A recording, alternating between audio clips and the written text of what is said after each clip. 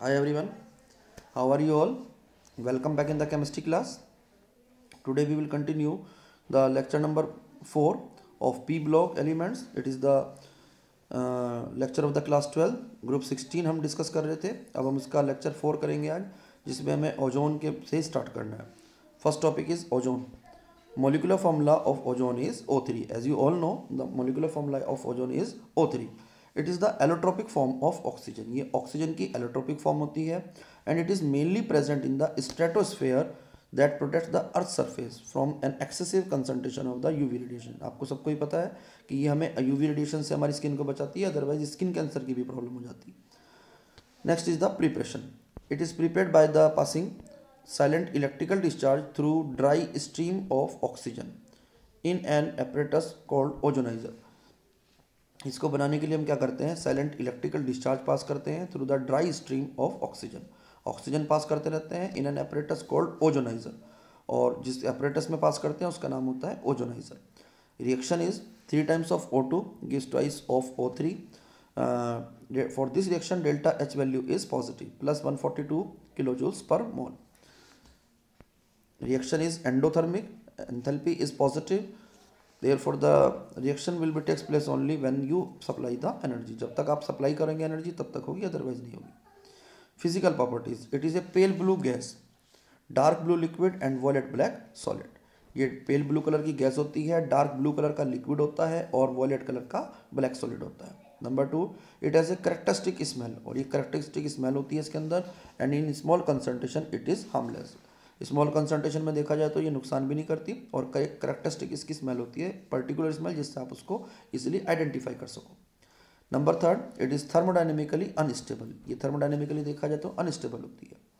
For this reaction delta H is positive and delta S is negative. आप ऊपर भी देखो, डेल्टा एच हमारा पॉजिटिव था, और डेल्टा एस की वैल्यू यदि हम यहाँ से देखें तो रैंडमनेस धीरे धीरे डिक्रीज हो रही है. 3 मोल्स से 2 मोल्स हो रहे हैं, randomness decreasing, therefore delta S value is also decreasing.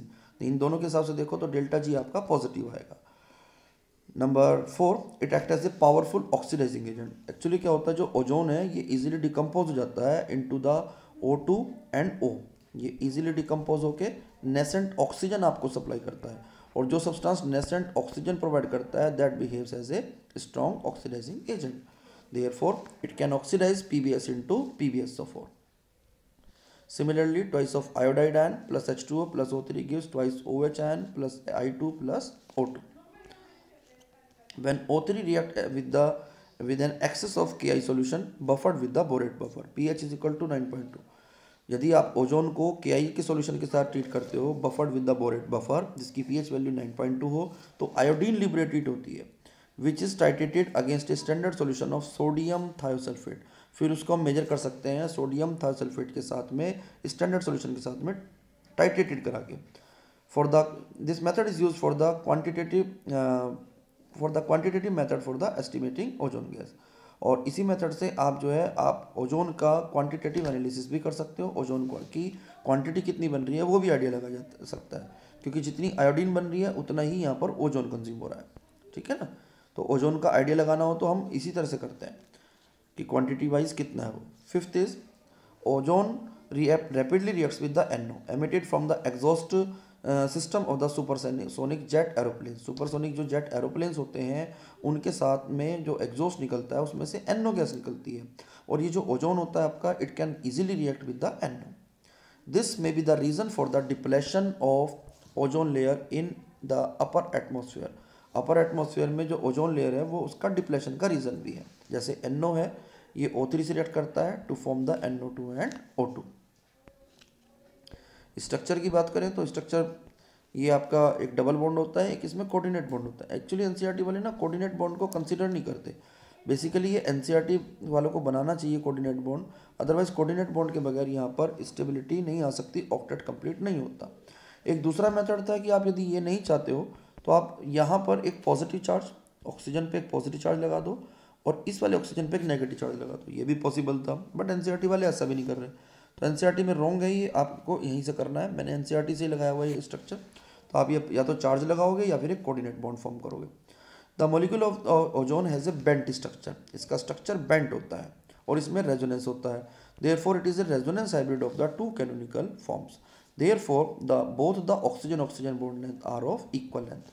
दोनों की जो बॉन्ड लेंथ होती है वो इक्वल लेंथ के होते हैं, छोटे बड़े नहीं होते, क्योंकि ये रेजोनेंस हाइब्रिड की फॉर्म में होता है। Next topic is the sulphur allotropic forms. Sulphur के दो एलोट्रोप्स होते हैं जो मेनली होते हैं, rhombic sulphur and the monoclinic sulphur. Rhombic sulphur को हम अल्फा सल्फर भी बोलते हैं, मोनोक्लिनिक को हम बीटा वाला सल्फर भी बोलते हैं। Rhombic sulphur is stable below 369। जो रोम्बिक सल्फर होता है it is stable at below 369 kelvin and transform into the monoclinic sulphur, और ये मोनोक्लिनिक सल्फर में भी चेंज हो जाता है। Above this temperature, above this, हाँ जी, ये जो है 369 से यदि अबव टेम्परेचर कर देते हो तो ये मोनोक्लिनिक में चेंज होता है। At 369 kelvin both forms are stable. यदि आप 369 से अबव देखते हो तो दोनों की दोनों फॉर्म स्टेबल होती हैं। This temperature is called as the transition temperature, और इस टेम्परेचर को हम बोलते हैं transition temperature. Both rhombic and monoclinic sulphur have the S8 structure. Rhombic और मोनोक्लिनिक दोनों स्ट्रक्चर में S8 होता है और जनरली उसकी क्राउन लाइक शेप होती है, जैसे हमने नीचे बनाई हुई है। कुछ इसकी अदर फॉर्म्स भी एग्जिस्ट करती हैं, जिसमें एक सल्फर का S6 फॉर्म है। उस S6 की स्ट्रक्चर की बात करें तो उसका कुछ चेयर शेप में स्ट्रक्चर होता है, जैसे हमने स्ट्रक्चर बनाया हुआ है। और at elevated temperature only about the 1000 kelvin S2 is the dominant species. उस टाइम सिर्फ ये S2 एग्जिस्ट करता है and it is the paramagnetic like O2, और O2 की तरह ही ये पैरामैग्नेटिक नेचर का भी होता है। नेक्स्ट इज द क्वेश्चन, एक क्वेश्चन आ गया एनसीईआरटी का। Example 12, which form of the sulphur shows paramagnetic behaviour. Sulphur की कौन सी फॉर्म पैरामैग्नेटिक बिहेवियर शो करती है। In the vapour phase sulphur partially exist as S2 molecule which has 2 unpaired electron, जिसके पास 2 अनपेयर्ड इलेक्ट्रॉन होते हैं, and in the anti bonding pi orbital like O2, hence exhibit paramagnetic. ये पाई है, यहाँ पर पाई मिसिंग है, you can write it yourself, therefore it is the paramagnetic in nature. Next is the sulfur dioxide. Sulphur dioxide की सबसे पहले आती है preparation. It is prepared by the burning the sulphur in the air और oxygen. Sulphur को directly आप burn कर दो, S+O2 gives SO2। Second method है laboratory preparation by treating sulphide ore with the concentrate H2SO4। आपके पास कोई भी sulphide और है, उसे आप कंसनट्रेट H2SO4 के साथ ट्रीट करा दो, then you will get sodium sulphate SO2 and H2O। It can also भी obtain by the roasting of the sulphide ore. Sulphide ore की रोस्टिंग कर दो तो भी बन जाता है। 4 times of FeS2 plus 11 O2 gives twice Fe2O3 and 8 times of O2. Properties. It is a colorless gas with pungent and the suffocating odor. Colourless gas है लेकिन पंजेंट भी स्मेल होती है और सफोकेटिंग भी होती है। It is highly soluble in water, highly soluble है वाटर में। It can be liquefied at the room temperature, room temperature पे लिक्विफाई हो जाती है under pressure of 2 atmosphere. Next is the chemical properties. Number 1, it dissolve in water to give the sulphurous acid. Water में यदि आप dissolve करते हो उसको तो ये इजीली डिजोल्व होता है and forms the H2SO3।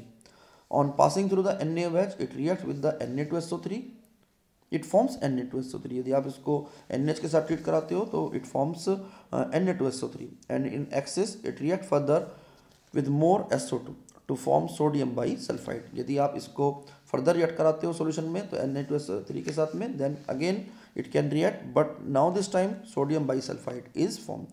This reaction is very similar to the CO2 gas. जैसे CO2 गैस को आप एल्कली में रिएक्शन कराते हो लाइम वाटर में, लाइम वाटर टर्न्स मिल्की। शुरुआत में लाइम वाटर मिल्की हो जाता है और उसके बाद फिर मिल्की वाटर जो है मिल्कीनेस होती है, डिसअपीयर हो जाती है। Third point is it react with the chlorine to form sulphuryl chloride. यदि हम दोबारा क्लोरीन से रिएक्शन कराते हैं इसकी तो SO2Cl2 बनता है, यानी कि sulphuryl chloride. SO2 plus Cl2 gives SO2Cl2. Fourth point, it react with the more oxygen to give SO.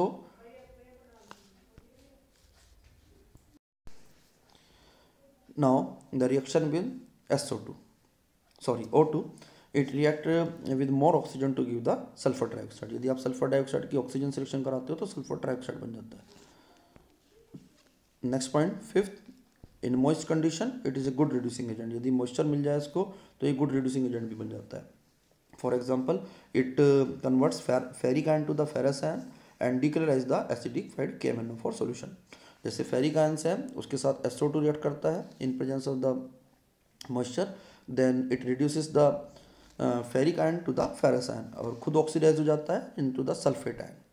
Similarly जो परमैग्नेट आयन होते हैं उसके साथ रिएक्शन करके ये उसको कलरलेस में चेंज कर देता है, क्योंकि मैग्नीज आयन बनते हैं, दे आर द कलरलेस। तो ये वाली लास्ट वाली रिएक्शन जो है एज ए टेस्ट भी आप सल्फर डाइऑक्साइड का यूज़ कर सकते हो। Next heading is the structure.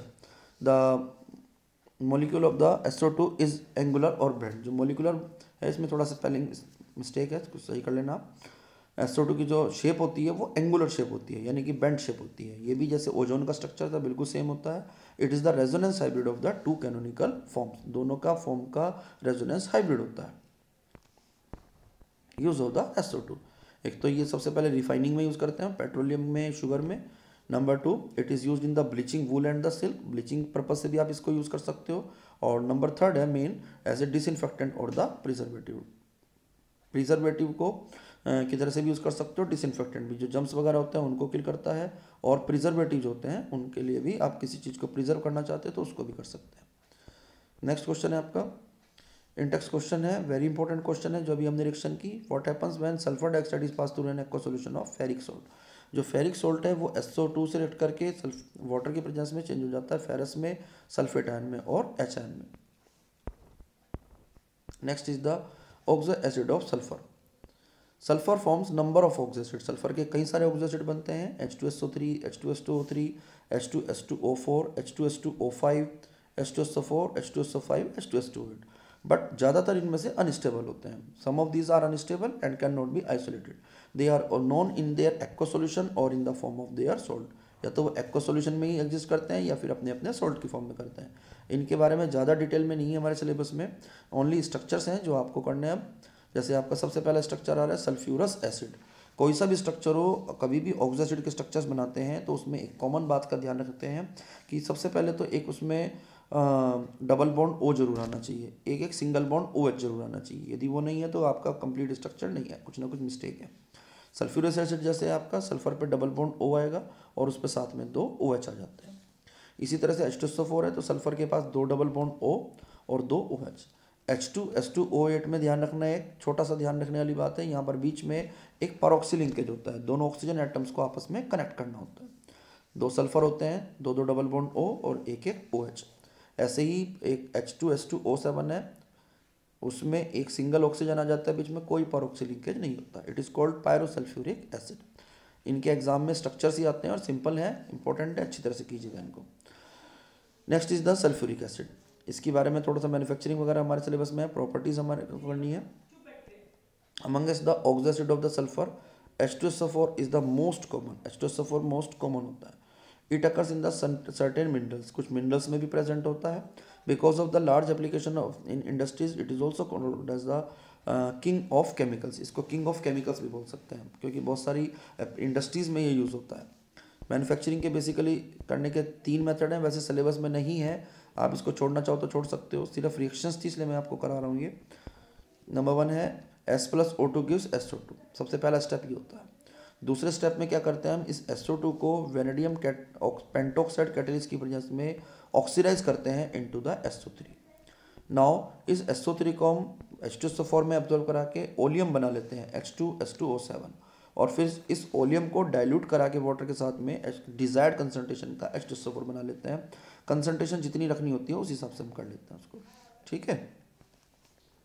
ये प्रोसीजर है, रिएक्शन से है, चाहो तो कर लेना, चाहो तो छोड़ देना, बोर्ड में नहीं आएंगी।